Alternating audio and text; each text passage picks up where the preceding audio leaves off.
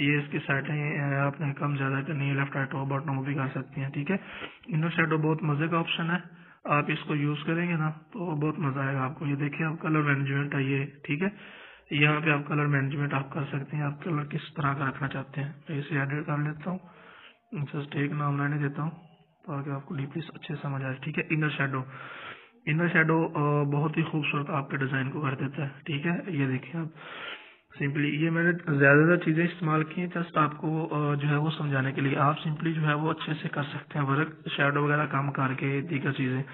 उसके बाद आता है इम्बॉस का ऑप्शन। ठीक है, इम्बॉस के ऑप्शन के अंदर देखें ये आपका जो कलर है वो और ज़्यादा खूबसूरत लग रहा है। ठीक है, मतलब कि आपके कलर के ऊपर ब्लर ब्लर सा आ जाता है और मज़े का ऑप्शन आपका जो लगता है। ठीक है, ये सिंपल है इम्बॉस। उसके बाद आ जाता है ये पर्सपेक्टिव।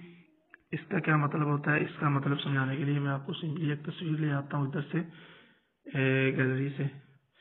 ठीक है, तो बाज़ बात हमारा टेक्स्ट जो है वो लैपटॉप या किसी स्क्रीन के अंदर शो नहीं होता, लेकिन हम उसमें शो करने के लिए किसका इस्तेमाल करेंगे, हम इस ऑप्शन का इस्तेमाल करेंगे। इधर से मैं ये लैपटॉप उठा लेता हूँ, इसको मैं लगा लेता हूँ इधर। अब मैं इसके स्क्रीन के ऊपर नाम रख रहा हूँ तो ऐसे आ रहा है। ठीक है, जैसे ही मैं ये प्रोस्पेक्टिंग वाला ऑप्शन यूज़ करूंगा ना तो यहाँ से मैं अपना जो है वो फॉन्ट बिल्कुल उसकी स्क्रीन के अंदर जो है वो रख दूंगा। ठीक है, तो सिंपली आप इस ऑप्शन का इस्तेमाल करके कोई भी चीज़ किसी स्क्रीन के अंदर या किसी और चीज़ पे फिट कर सकते हैं। सिंपल, ये देखिए आप लैपटॉप की तस्वीर के अंदर आ चुका है। हम इसे मूव कर लेते हैं बाहर। ठीक है, ये चीज़ है। नेक्स्ट आगे मूव करते हैं तो आगे हमें 3D रोटेट नजर आता है कि आप रोटेट करना चाहें टेक्स्ट को 3D तो आप सिंपली वो रोटेट कर सकते हैं।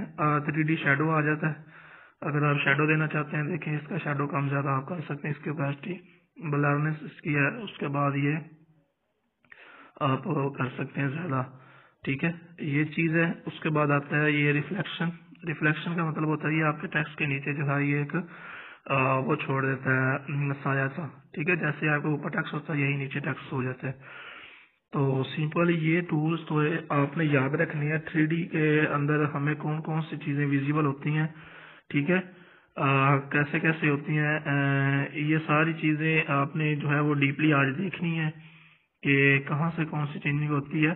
तो मज़ीद फिर इंशाल्लाह इसके ऊपर मैं आपको वीडियो भी दूंगा, इसके ऊपर बात भी करेंगे, आप अच्छा सा डिज़ाइन भी क्रिएट करेंगे इंशाल्लाह। ठीक है, तो ये सारी चीज़ें आज सारे फोल्डर आपने ओपन करके देखनी है, कोई ना कोई आपने इनके साथ पंगे ज़रूर करने हैं। पंगे लेने से ही कुछ हासिल होता है, अदरवाइज कुछ हासिल नहीं होता। जितनी आप प्रैक्टिस करेंगे, पंगे लेंगे, खराब बनेगा अच्छा बनेगा, आप बनाएं जरूर। ठीक है, जितनी आप कोशिश करेंगे उतना ही आपको जो है वो बेनिफिट होगा।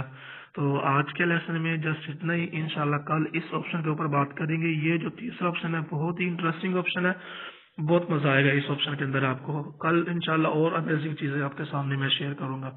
तो मिलते हैं इंशाल्लाह नेक्स्ट लेसन के अंदर, तब तक के लिए।